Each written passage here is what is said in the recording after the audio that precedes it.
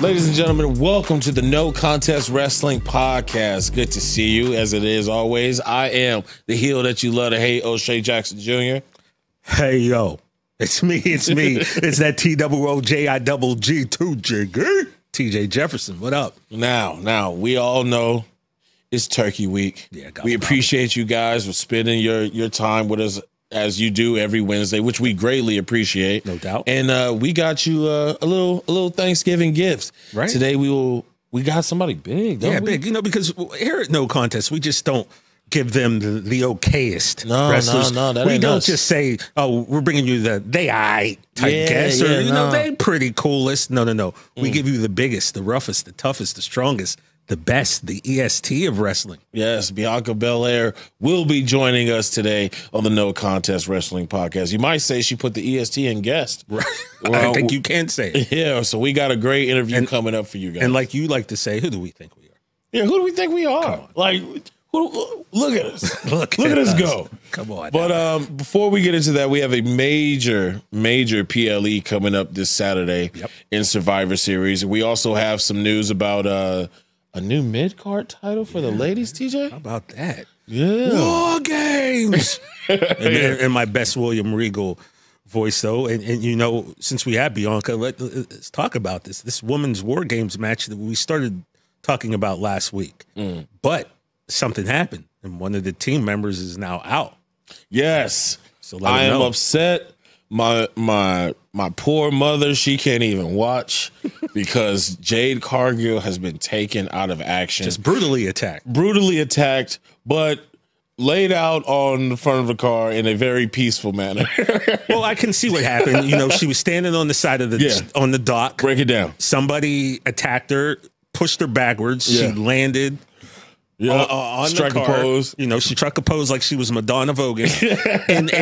and now Jade, unfortunately, she's out. Yes, and this is bringing up a lot of questions, man, because I know y'all not about to take the titles from us this way. Nah, I don't think that's even Come on, well, like they're talking about her gone for a while. You're talking about titles. I'm more concerned with who did this. Who was the dastardly human being that perpetrated this attack on Jade Cargill? I want to know. You want to know. We're going to find out. I tell you what, whoever did it, trouble. Yeah, man. Like Dollar Bill said in Players Club. Trouble. Going to be trouble. You know, there's a lot of speculation that Bailey has something to do with this. Not Bailey. I know, because we love the role model around here, but we all know Bailey has been a little bit more aggressive ever since she got rid of the wacky inflatable arm flailing tube, man. Yeah, that was a long time ago. I know. I'm not saying nothing, Bailey. You know, it's California. We got to stick together. But then there's also, if those who follow on Twitter, I will not call it X. Those who are on Twitter know that Charlotte Flair, she teased a return. She showed, I guess it was a diamond shattering or a block of ice turning into a diamond. I can't remember. It was a couple days ago. But either way, she teased a return. And a lot of people are speculating about that. That would be huge. You know, we miss Charlotte. Like, Charlotte, no matter what, is a main staple in this entire women's revolution. Mm-hmm. She has been deeply missed. I mean, for her to even get injured the way that she did in her last match and then keep going, Charlotte Flair has always been a beast. And if it was her, like, that raises a lot of questions story-wise. Yeah, I like to think this, though. I like to think that it was the members of the other team who perpetrated this attack. I'm Nia, Tiff, Candace, you know, Raquel, Liv. If it's Liv, I need a suspension. This is getting crazy. This is getting out of hand. You know, I'd like to think that. Oh, I don't like to think anyone did it, but I'm hoping that it's not someone who did this for personal gain to get on the team. Yeah. Because now you got to wonder, right? If you took out Jade in hopes that you get on this team, are you really on the team? Are you playing for the other team? I don't know, O'Shea. But guess what? I'm gonna find out at 3:00 when I sit in front of my TV and turn Peacock on the Roku channel here, and I'm able to find out who. Yeah. I don't think we're gonna find out. No. Who did it, though? Yeah. I don't know. It kind of seems like this might be something. Who hit Austin with the car? Well, yeah. Look how long that took. Man. And he did it for The Rock. And it was Rikishi of all people. Right. Like, what if Rikishi did it? What if Rikishi took out Jade? I don't know why. Now you say, why would Rikishi do it? I don't know why. That would be the wildest twist.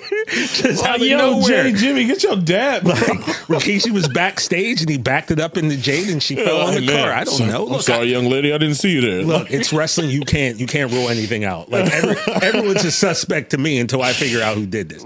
By the way, I know we got security cameras in the back. Right. Like, where are they hiding? I know we got money around here. Come on. Somebody show me something. Somebody got to pay for that, though. Yeah, so it's, we wish Jade, the best. Yeah. Get well soon. We need to see more, this dominating run that her and Bianca have been on. Bianca has the most wins of any superstar this year, and Jade is right there with her. I mean, it's important to one thing that annoys me, speaking of those two, is how everybody just is so eager for them to split up and fight each other. Like, why?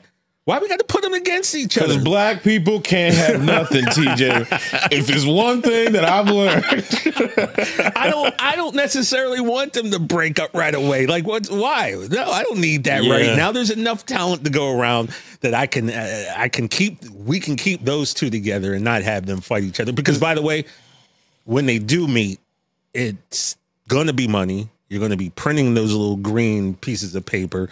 And it's going to be epic, but I don't know that we necessarily need it right now. Yeah, I mean, but it's the nature of the business. Every team that we see together, we're like, when's it going to? I mean, we saw the Usos fight. Yeah, they came from the same womb. Yeah, son. like we seen the Usos fight. We've seen the Steiner brothers fight. Yeah, the Dudleys. Like we've seen it happen so many times, and it's just like every tag team, you got to think like, oh man. Thank goodness, some stuck together, which is great. But yeah, I mean, speaking of tag teams fighting, the New Day not looking. Yo, let me tell you something. Monday Night Raw, that segment with Kingston and Woods, was cinematic. As Martin Scorsese would say, this was cinema. My God, because there was some real talk. They say the best promos, the best character work come from when you really put a little bit of yourself into it. Every joke got a little real in it. Let me tell you something, man. Like, the stuff that was being said between those two men was kind of like, it was uncomfortable, man. Look, in all these years that have gone by, not once can I remember anyone bringing up the Lesnar fight. No. When that happened, I was like, they cooking right now. Like, and the Lesnar fight, as everyone knows, and for those of you who may be new to wrestling and don't know, Kofi Kingston, he caught lightning in a bottle at one point. All right. The fan rush, the fan groundswell for him to become champion was so huge that something called Kofi Mania was birthed. Pushed heavily by the other members of the New Day. Woods wasn't wrong about that, but everyone, all wrestling fans, saw Kofi and his 11-year journey. We all got on board. We pushed him to winning the WWE Championship at WrestleMania. And the only problem I have with that moment is I knew it was happening. Like, I was like, there's no way he can't win. So when the 3 count hit, I don't think I was as joyous as I should have been, because I'm like, yeah, of course. And that's one thing I wish I could take back, was me not being as sure that this had to happen, because I wanted that moment. And there was a video that went around that was so great. The late Shad Gaspard and MVP were at a bar watching the pay-per-view, and somebody was recording them watching Kofi win. And the two of them, grown men who are in the business, were in the business, just tears in their eyes. Like, that's how big of a moment this was. And for it to end, I have no problem with Kofi Kingston losing to Brock Lesnar. Yeah. Kofi Kingston should lose to Brock Lesnar. I mean, But Kofi Kingston's character has always been about being athletic and intelligent. Yeah. The way he avoids getting eliminated in Royal Rumbles. So for Kofi to go bum rush Brock Lesnar, that just never made sense. It's never gonna make sense. And for him to lose the belt like that, it's still kind of it hurts a lot of wrestling fans. So for Woods to bring that up, like, that was like, they shooting. You reopened a wound I forgot I had, bro. And then for Kofi to tell Woods that he's never been good enough. Good enough. Oh my goodness, man. And it hurt because you can't come back from that. I'm sorry. There are just some lines that, and especially in friendship, once you cross, you can't put that toothpaste back in the tube, man. And after the things that those two said to each other, I don't know that even Big E coming back can put the New Day back together again, man. I hope so, because it's been great watching them for the last decade. But dog, to quote Kendrick Lamar, okay, mustard. No. Oh no, we ain't got to get personal. This is a friendly fade. You should keep it that way. Well, they did not. Hey, boy, I hope it was a talk before then, because my God, it was just so real. It real felt and raw, so visceral, and it felt like two brothers that it's like, boy, you lucky we got the same mama. Yeah, and it's also like I've been wanting to say this to you for a minute now. It's on your chest, bro. Yeah. And so that right there. Everybody knows I'm a bloodline guy. That right there is the juiciest story running right now, because I need to see what's going to happen. I need to see where this goes. Greatest tag teams of all time, and we talk about breaking up. They've lasted a decade and not broken up. Yeah. So like this, it's just one of those wrestling things, man. It's tough. That was. But once again, well TJ, done, though. It just show you that black people can't have nothing. Well, I hope that's not true. But let's move on to something a little bit more positive than the New Day breaking up. And that's the introduction of not one, but now two women's mid-card championships. The new United States Women's Championship, which we knew about. Yeah. We knew that tournament was already going. And it was like, man, I know they got to have an Intercontinental. And now Adam Pearce. Yeah. By the way, Pearce, I want to see you back in that ring at some point. All right, man, you really pushing this just the same way I'm pushing for Zelina Vega. Well, you're pushing for Zelina Vega. I'm pushing for a Nick Aldis versus Adam Pearce match, which I'm just going to probably mention that on every podcast. I mean, I'm gonna just say push Zelina till the cows come on. Till they do it. But the new Intercontinental Women's Championship has now been created, and I'm not sure when that's going to happen. But what are your thoughts on these two new belts? We kind of touched on the U.S. belt. But what do you think about this? I mean, as a whole, this allows so many more stories. Mm-hmm. It allows so many more avenues for the women besides tag or the big belt. Like that's really all they had to work with as far as building characters, building storylines, building faces, building heels, and is now opened up such a can of worms, such a Pandora's box of opportunity. Mm-hmm. And that's what it's all about. Yeah. You talk about making people stars, and the women just had the short end of the stick when it came to that for so long. I mean, Sasha and Bayley fighting just for us to get the tag titles. Now, their tag titles aren't like, there's no brand split for the women's tag titles. Yeah, so it gives the opportunity for them to be able to bounce on either show, which is more eyes for the champion. Yeah. So, I can't really knock that. There's a lot of people who have things to say about, what's going on with the Raw men's tag titles.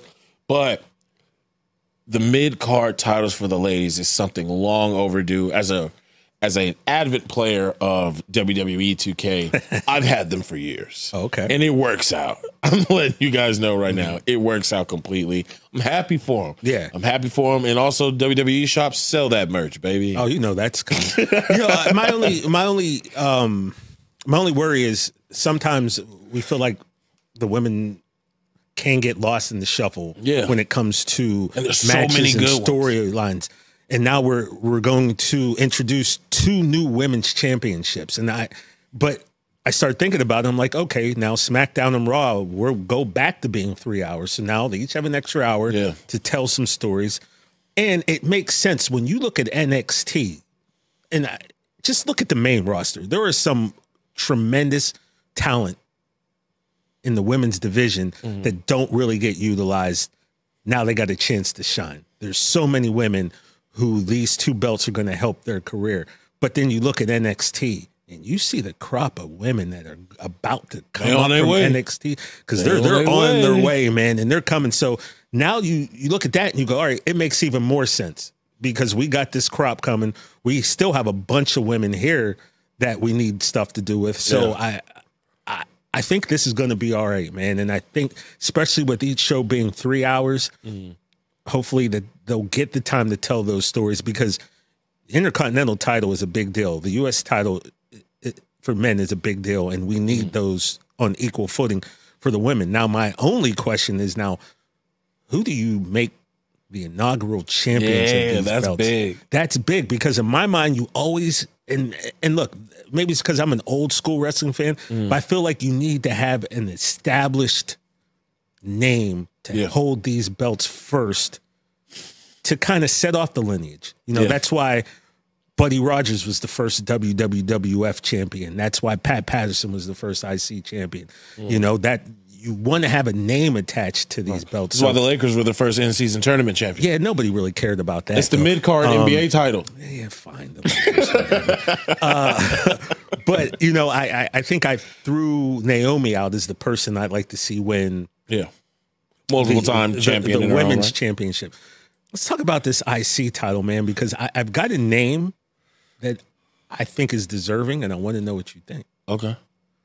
She's a workhorse. She's someone who's put in the time and the hours, and from what I know from friends who've worked backstage at WWE, she's always there to help, to do whatever she can to elevate these girls.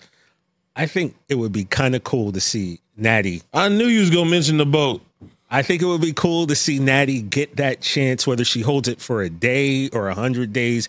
I feel that she's done enough work in this division that she's deserving to have her name etched on that title. I definitely feel you on that, because Natalya always has been there as a worker, you know, as a grinder, as a worker, whether that is to help elevate others or whatever she needs to do, and it's strictly for the love of the game. So to reward her is, you know, I couldn't knock that at all. Obviously, hashtag push Zelina. But like I wouldn't be mad at that. I wouldn't be mad at that. Much respect to everything that family's done for the business. So I wouldn't be mad at that at all. That's a fine point. Now, we talked about the women of NXT on the way. Our guest, I mean, was she not one of the, like, it's the only time I even remember her being heel was over there. But that's the only time she was heel. Yeah, like Bianca was the spearhead of a huge shift. Yeah. And I can't believe we got her today, dude. Yeah, pretty awesome. It's insane, man. Ladies and gentlemen, as promised. Now, TJ, we've had some great guests from the past and present. Past, present. On No Contest. But well, past in the future, but yeah, as well. But who better to have as our first woman superstar than the best, the greatest, the strongest, the fastest, the quickest, the EST, the dopest. She even put the EST in WrestleMania a few times. But y'all can catch her this Saturday in Vancouver at Survivor Series WarGames. Ladies and gentlemen, welcome Bianca Belair to the pod. Hello. Oh, what a treat! What a treat! Good to see you, Bianca. Now, WarGames. That's you know, it's not the it's one of the more physical matches that you can have, and you know, it's definitely an endurance test. What is your mindset going into a WarGames match for us mere mortals? Ooh, WarGames. WarGames is just in a lane of its own. You know, it's not just one ring, it's two rings. It's inside of a steel cage match. It's two teams against each other. Sometimes you're on the team with people that you don't get along with. It's weapons, it's ladders, it's chairs, it's kendo sticks. People get creative and they bring in a weapon you've never seen before. So it's a whole lot going on. It's probably one of the most intense and physically demanding matches that I've ever been a part of. But it's unpredictable. It's exciting, but it is one of the matches that I do get intimidated by whenever I'm in it. But you kind of just have to depend on everything. Like, I'm the EST, so I have to be all the EST, strongest, the fastest, the roughest, the toughest, the quickest, the greatest, the best. And I have to try to have strategy and work with my team. But it's people coming off of the top of the steel cage, people going through ladders and tables. It's chaotic. But it's a lot of fun, but it's very, very chaotic. Now, somebody that you have, because I heard you say that, you know, might be teaming up with people you don't get along with, and you two have done a lot of battles in the past, and that's why I can see how great of chemistry you and Io Sky have. Tell us a little bit of what it's like working with Io. Io is amazing. She's literally one of the best in the business. Io Sky, we've been, fighting alongside each other and against each other for years. We were in NXT together. We were a part of the very first women's WarGames match ever in WWE together in NXT. Io actually has the most experience out of all of us. She's been in 6 WarGames matches. I've been in 4. But we probably have the most chemistry out of everybody. We work together a whole lot, but man, she's amazing. Io, she's fast. She's creative. She's innovative. She's doing moonsaults off the top of the cage with ends. She's just amazing. I think we have amazing chemistry together, and I love working with Io. All right, Bianca. So, I also like to get to know the person. We know what you're doing now, but I always like to turn the page a little bit and see how you got to where you are now. Now, you were a track and field athlete and then a CrossFit competitor. Started with NXT back in 2016. Can you just share the story with us about how your wrestling journey started? And were you a fan of wrestling before you got into the business? Yeah, my journey into WWE, it was a little more unique when I came in 2016. The answer to that is no, I really didn't watch wrestling like that growing up. So like when I meet people who say, I don't really watch wrestling, it's not for me. I'm like, listen, I don't judge you. That used to be me. Just come to a show and you'll fall in love just like me. Mm-hmm. But I didn't really watch it growing up. My brother watched it, so I saw it here and there. But I played almost every sport in the book. But in college, I was a track and field athlete. I was a hurdler. So I went to University of South Carolina. Then I transferred to Texas A&M. Then I finished off at the University of Tennessee. So I pretty much was the athlete my whole life. When I finished college, I was so used to being an athlete. Like I couldn't let that competitive spirit go.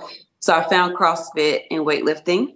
And I had been grinding my whole life as an athlete. So I was like, I haven't been having as much fun as I should have. So in CrossFit, I started making and sewing my own outfits. And I was branding myself on social media. Didn't even realize it. And I was wearing these crazy outfits to compete in. I was grabbing the microphone and talking to the audience. I was turning flips before I was power cleaning and pressing. I was basically performing. And but I was just having fun. And Mark Henry, who's a WWE Hall of Famer, he saw a video of me. And he's like, this isn't CrossFit. This is wrestling. And he DM'd me. He's like, have you ever thought of being a WWE wrestler? And I was like, I've watched Total Divas. I kind of had a conversation with my mom about it, but I was kind of just joking about it.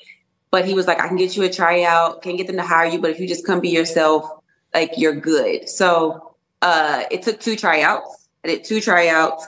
I got hired, started in WWE in 2016. And I had no idea what I was getting myself into. I didn't even realize that this was my dream until it became my reality. And I completely fell in love with it. Never imagined myself being a WWE superstar. Now I can't imagine myself not being one. So it's really just I always say, wrestling kind of found me.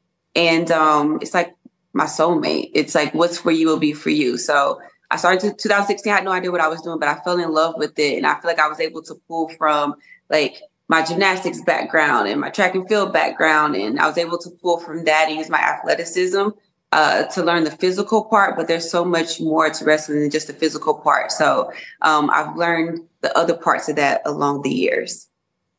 How long did it take for you, for your personality to shine? Because in particular, I'm thinking of, there was one moment where Charlotte came back to NXT. I believe it was Charlotte, Rhea, Toni Storm, and maybe Io in the ring, and you gave the girl, you don't even go here. You don't even go here. So how long did it take for you to have that Bianca come out? I would say it came fairly quickly. I remember Mark Henry came down to the PC and I was trying to figure out what is this character? And he pulled me aside and he was like, what do you want to represent? What do you want to be? You want to walk in the ring and people automatically know what you're about without you having to say anything. You want to tie it all in together, from your look to the way you talk to the moves you do. And I was just like, I don't know. I'm kind of all over the place. I'm not just one thing. You can't just put me in a box. I'm not just a high flyer. I can do big, strong stuff too. So it just kind of came out of nowhere. I remember I was doing a promo and I was saying how I'm I'm not just strong, I'm the strongest. And I'm not just fast and, you know, but I'm also the fastest and I'm the roughest and I'm the toughest, I'm the quickest, I'm the greatest, I'm the best. And all these things ended in EST. And I was like, oh, I can simplify it. I'm the EST of NXT at the time. And then I feel like once I got that happened within like 6 months. And the first thing that I did, it stuck. And once I got that, everything else just kind of came naturally to me. And I feel like I was able to have like, I just wanted to be unapologetically me, and I wanted to be bold. I wanted to be loud. And I was like, I want to be confident. And at the time in NXT, I was on the verge of more cocky, but I was like, I was able to have that swag. I was able to have that sassiness, and I just had fun with it. It just came so quickly and easily and naturally. And I had a lot of really cool promos at NXT, and that's when the whole girl, and you don't even go here came about. So it's stuck ever since.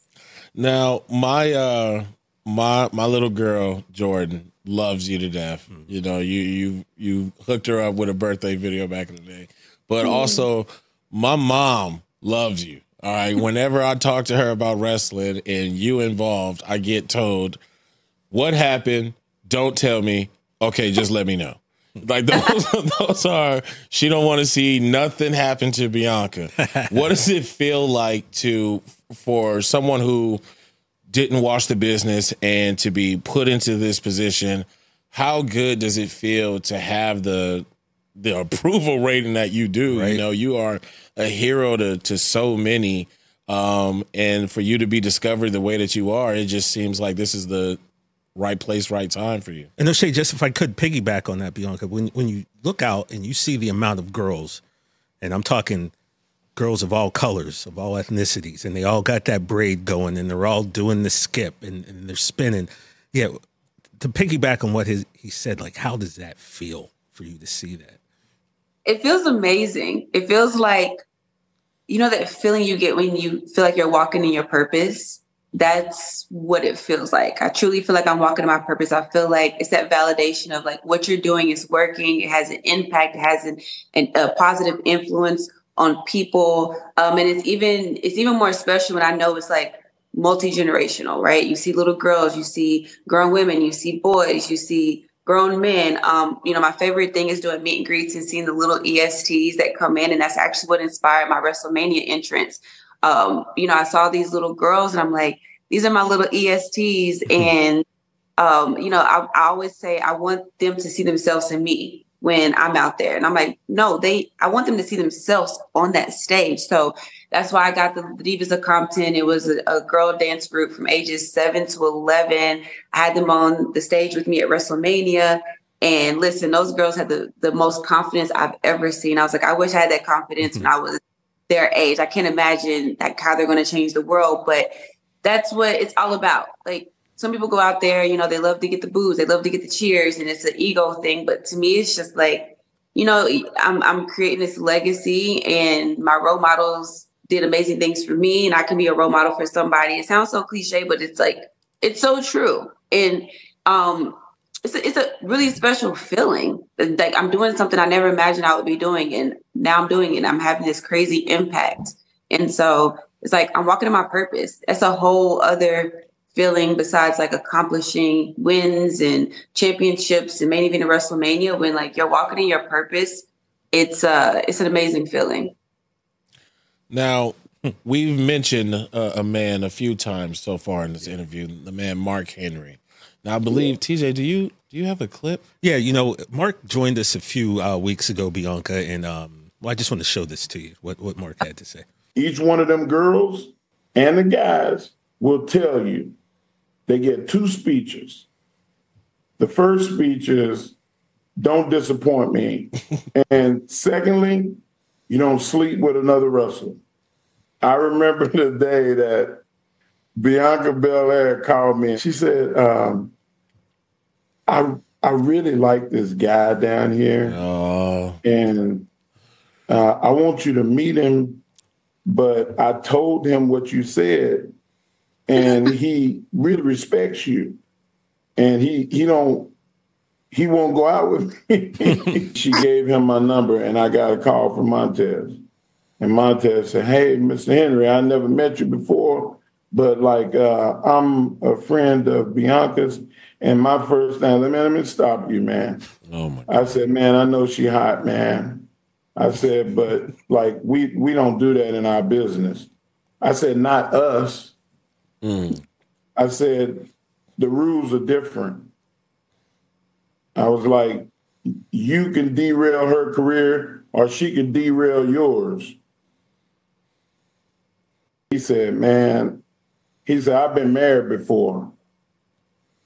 So I know what love is. And he said, I realize now that I never was in love before because like meeting her, like it was love at first sight, man. This bell's ringing and I want to marry her.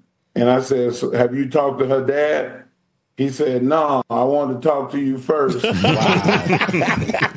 Wow. He said, because Bianca said that I can't talk to you without you talking to Mark Henry first. Was Ted sweating a little as he was downloading that? Because just hearing the story was making me nervous, and we know how it turned out. Oh my, so funny. As soon as he said, I have 2 talks, I remember it. So that first talk was when he was like, don't disappoint me. But then he was helping me with like figuring out like what I want this character to be. And that second talk, I remember him talking to me at the performance center. He's like, we don't date each other. And I'm just looking at him like, okay. Kind of already am, but okay, I hear you. And I remember just going back and telling my husband now, like, what do we do? Like, this man got me in the door. He got me this opportunity and he's telling me I have to do something, but I'm kind of already doing it. Like, how can we fix this now? So he was like, I got it. So yeah, he definitely went and had that. Like my husband had to have 2 talks, one with Mark Henry and one with my daddy for approval. So, but it all. So I mean, whatever he said worked because he got the approval. Yeah, he got the push, bro, from both guys. You know. Now, another question that we asked Mark, because he had been in the business for so long when he finally got his world title, and we asked him, what it felt like to, after all your hard work, to finally have the big one, and what it felt like that night, laying his head on the pillow as world champion. So obviously we all know about Mania and the show that was put on. What was it like having that title, going back home and just like that feeling of, I just did that?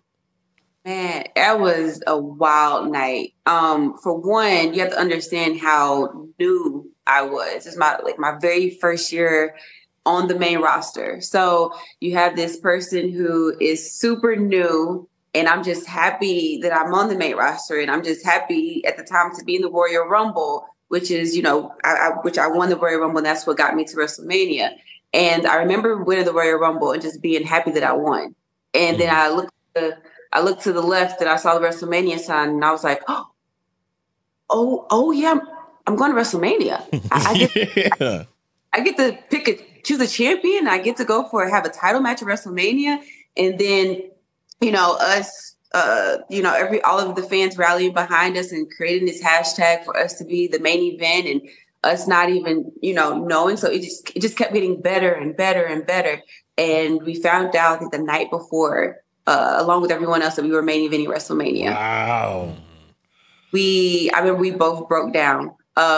We had to take a minute. We both broke down, and I'm like, is this real? Like, how is this happening right now? And how is it me that's in this position? So I was excited, but I also felt like there was like this huge weight on my shoulders, because it could have been anybody else in this position. There's been so many other Black women before me that could have been here. And because of what they've done, like, that's why we were in that position. So we were able to make history and be the first 2 Black women to ever main event WrestleMania. And that day, I remember it was a thunderstorm and it delayed WrestleMania. And at this point, WrestleMania even going to happen because it's outside? And what if it starts lightning during the match? And I'm like, I was like, I knew it. It was too good to be true. I knew it. Matches are going to be canceled. And it was so much like anticipation. And then I remember right before I went out, I'm usually very, very nervous before my matches. And right before I went out, I remember my husband looked at me. He was like, how do you feel? And I was like, I'm good. Yeah. Like, I was so calm. Like, it was eerie. And I was like, I'm good. I feel good. Like, I just had this really weird feeling of like, nah, you got this. You're good. But then my music hit and I went out there and I got in the ring. And if anybody wants to know how much that moment meant to me, just go back and watch that match. Before the match even starts, I think everything just hit me all at once. It's me sitting across from Sasha. It's the first time that everybody had gotten back together since the pandemic. And we're at the main event of WrestleMania, and all this anticipation and thunderstorms and all this stuff building up. And we were finally in that moment. And I broke down. Yeah. We don't blame you. That was an amazing moment to watch you two. And I'm glad you brought that up because, a lot of times, social media will have this thing where, well, why do you bring color into stuff? Well, because in this particular case, it meant something. Yeah. Like you said, the first two African-American women to do something like that, to let other little girls know that this could be something that they can achieve. Because Miss Jackie, she never got that chance. And Jazz never got that chance. And Awesome Kong never got that chance. Women who could have, they never did. So it does mean something. Despite when people try to tell you it doesn't, it does mean something, man. So when you two looked at each other and you got that emotion on your face and it was evident. I mean, I got goosebumps then. I'm getting goosebumps now thinking about it. And it was just, that was one of the greatest moments in the history of wrestling. And you two didn't even lock up yet. I know. And that's what's so special about that. Like, without even us touching each other or saying anything, the moment was already there. And I think like the whole wrestling universe just stood still. I have goosebumps now too. Sorry. The whole wrestling universe, WWE universe, just stood still in that moment. And it's because that moment was bigger than just wrestling. That's what was so special about it. And that night, I walked away with that title, but at the end of the day, neither one of us lost that night. We both won. Everybody won that night. Yeah. And we won an SP off of that moment. Mm-hmm. It was it's something that's indescribable to even explain. I think I've only watched that match back twice because it takes so much emotion out of me when I watch it. It's just something that's one of my favorite moments ever, and it jumpstarted my career to now where I am now. But yeah, that moment was huge. Yeah, man. Now, something I want to quickly touch on is that Rumble, that Royal Rumble when you had to do that in the Thunderdome, right?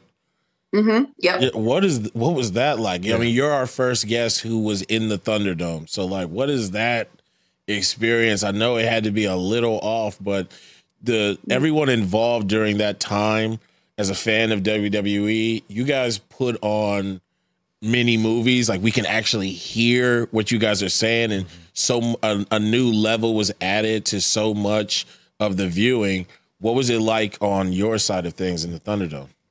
It was strange. You go from wrestling in front of thousands of people to all of a sudden now you're wrestling in front of no one. And WWE was one of, the first people to have the virtual fans. And so we had the Thunderdome, we had virtual fans, it was better than having nothing. But at the end of the day, you're walking out and you're not getting to see, our job is to put smiles on fans' faces. So what we work for, when we're out there, I'm trying to put smiles on their faces, and I can't see their faces. And all I have is that camera, and I'm trying to make people feel something through the camera. And I will say, I feel like it made me a better performer. And you have to understand that I just got called up. So that's how I was being introduced to the WWE universe. And it was so hard for me because I'm like, I can't see these people. I don't even know how I'm being received, because when you're out there, you can get a cheer or you can get a boo, you get automatic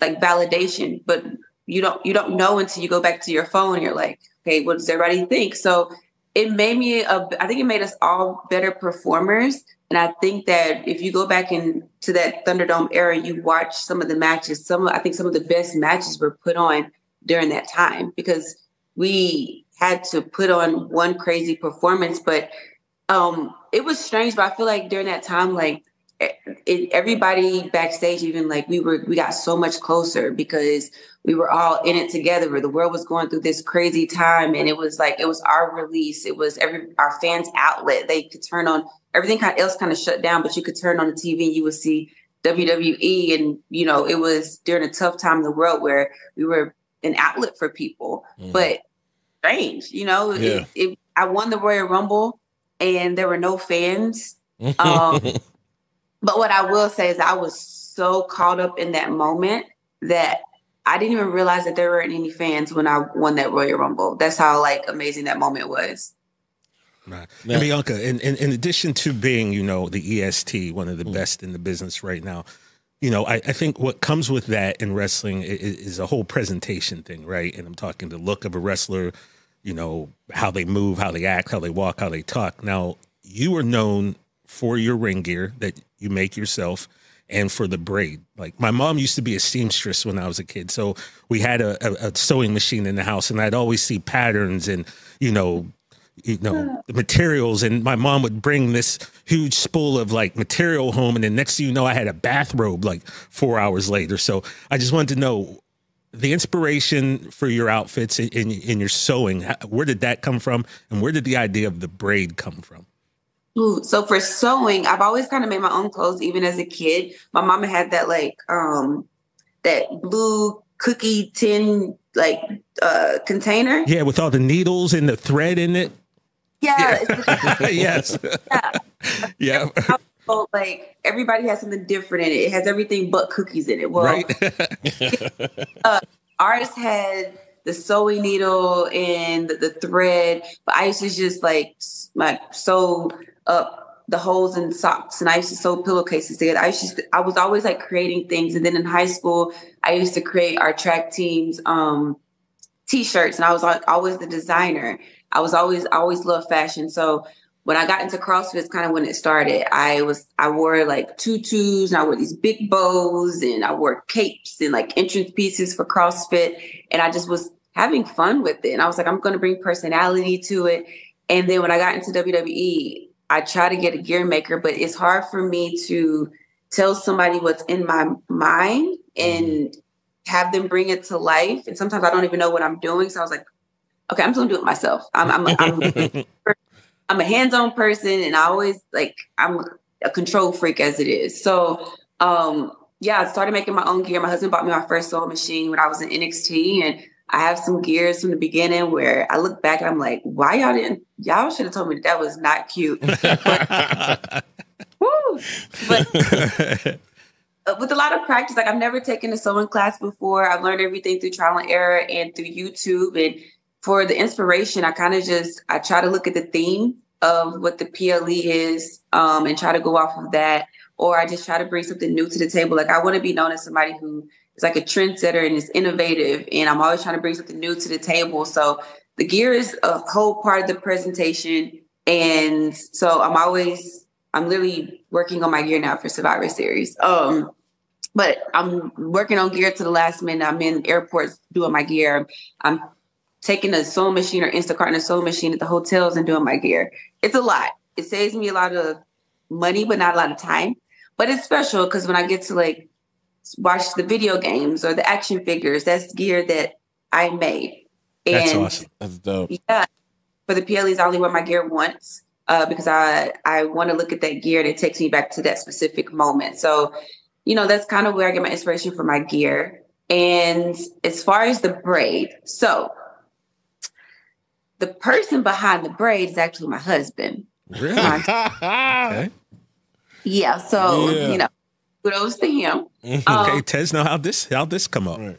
Yeah. So I was a huge Beyonce fan. Well, I am a huge Beyonce fan.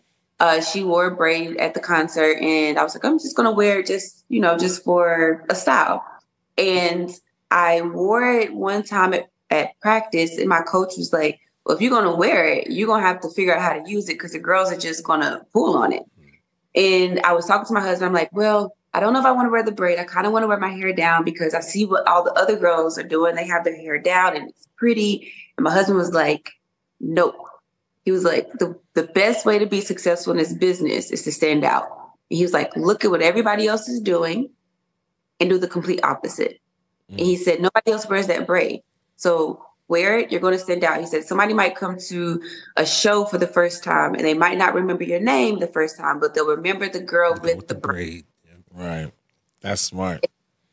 Because of him, I wore it and now it's my thing. So anonymous. Yep. Well, Bianca, we got 2 more before we let you get out of here. We got one that we do on the No Contest Wrestling podcast that we got to ask every guest, especially they first go around. And this is going to be the first time we've asked a female performer. Yeah, exactly. First time ever, exclusive. And then we're going to ask you something to set up Survivor Series. But TJ, you said you had a new way to ask. Well, I mean, Bianca, I don't know if she'd be hanging out in the bars so much. I'm thinking maybe her and her girls are at some, all inclusive type vacation that they used to have on the Total Divas show. You're just hanging with your girls, and then a situation. Maybe y'all at a lounge, but there's 50 ladies who are hating on y'all, hating on you, and you need a crew of you and 4 other wrestlers to make sure y'all get to the car. So who's getting snatched? Who are you picking to get snatched? Yeah, I need you to pick, besides yourself, 4 other ladies to help you get to the car. Ooh, me and 4 other girls? Yes, ma'am. Yeah. Ooh, I could pick anybody because can't nobody mess with you. I mean, the EST. That's what we're talking about. But, so somebody might try to jump you from the back, B, so we got to make sure. Yeah, got to have eyes on you. Yeah. Okay, so I'm going to choose, me. Mm-hmm. And then, of course, my tag team partner, Jade. Makes sense. Because we got to have each other's back, so I know I can depend on her. I'm going to have Rhea Ripley up in there. Solid 3 so far. All right. That might be all we need. Rhea come up and she just give them a look and they going to run. Yeah. So you, Jade, Rhea. Nia Jax. Okay. Solid. That's going to move the crowd, as Eric B. and Rakim said. She a big old bully. So, and then, my 5th person. Mm-hmm. Yeah. That's hard. I got to go with my girl Naomi because she be snatching and she be. Listen, came out the other week and she was tearing Candace up. She was not letting her go. She was just. Well, I'm gonna tell you what, y'all get into the car unscathed. Right. Y'all gonna be all right. Y'all might take pictures, right? As they're doing it. Yeah. So Bianca Belair, I gotta let you know. I want to let you know that we are inducting you into the No Contest Wrestling Podcast Hall of Fame, the first female inductee, and I want to just say congratulations on that. Now, when we get the actual Hall of Fame completed, right, we're going to put a bust of you there, and then we're going to have a little video playing next to your bust, and it's on a loop going to have 3 matches that define Bianca Belair's career. So let me ask you, I know just off the top of your head this might be tough, but give us 3 matches that you want to put on that Hall of Fame loop. Okay. Match number 1 would be main event of WrestleMania, Bianca Belair versus Sasha Banks. The next match would be WrestleMania, Bianca Belair versus Becky Lynch. And the third match will be, honestly, any Bianca Belair versus Bayley match. But I would go with, we've had so many bangers. I would have to go maybe Hell in a Cell. Yeah, that's a good one. Or Last Woman Standing. Mm-hmm. But really any match versus Bianca Belair versus Bayley. Those 3. Word. Now this Saturday at Survivor Series, you going up against, the 2 world champs and Nia and Liv. Raquel is in there along with Tiffy and Candace. Now we know what happened, with Jade. Got the wrestling world on pause a little bit. I ain't like that at all. Yeah, we were. I mean, black people hate it. Let me tell you, somebody got to pay for that. We worried about the tag titles and all this, but you guys are missing a 5th member going into WarGames. Any idea? Is there a voting process? What can we expect to see this Saturday at 6:30? Because I know you said you didn't Eastern care time on Monday, but you got to care a little bit, right? This is the thing. So we have Io Sky, who approached me last week. Her vote was Kairi Sane. Everybody knows the history I've gone through with damage control. And when Io popped up, I'm like, okay, Io, you cool. Okay? Yeah. Io. But when she said Kairi, I'm like, I don't know about too much more damage control. You were like, I don't know about that. I can do it 1, but if I got 2 in there, now I got to watch my back. And then got Naomi. Her vote is Bayley. which I like that idea even less because Bailey used to be a part of Damage Control. So she was a part of the group that made my life a living hell for the past 2 years. And then you have Rhea Ripley, who she's like, I don't care who it is. She just won't Liv Morgan. So at this point, I'm just like, I'm not really liking either suggestions, but I'm leaving it up to the team. I'm always going to put the team first, and whichever decision that they think is best, I'm gonna go with it. I just know that wherever they go with, listen, we got to go in as a team. But Bailey came out and helped me against Nia Jax, and everybody's saying she's turning a new leaf, she's changing, and I'm like, okay, I see you, I see you. I think Bailey showed her allegiance when she came out and helped me with Nia, but I ain't letting her all the way in. I'm just gonna. I'm locked in for WarGames. I'm locked in for WarGames with Bailey on our team. There you have it, ladies and gentlemen. Bianca Belair. You can catch her kicking ass on Survivor Series WarGames at 6:30 Eastern, exclusively on Peacock in the U.S. Man, thank you for your time. We really appreciate you. Come back, kick it. Next time you're in L.A., please. We got room for you here. We gotta come, and I bring Tez with me. Yes, Tez too. I need to talk Dawkins. to Tez. I've been DMing Dawkins on Instagram. I'm like, yo, but he a Bengals fan. He be crazy. That's fine. That's fine. We need the profits up in here, man. Because I want to smoke. I know you want to smoke. Yeah. We all want to smoke. Thank you so much. Thank you, dude. Let's go, TJ. I'm saying, bro. 3 times. 3 times. That's what I'm talking about. My God. What are we doing around here? Just trying to make compelling podcasts about professional wrestling and the superstars that create the magic. That's all we're trying. What a blessing, man. Yeah. It's thank you so much. Shout out. Thank you so much, Bianca. It's so, you have no idea what that interview meant to us. Very appreciative. Thank you guys for checking out No Contest Wrestling on your Turkey week. Yeah, man.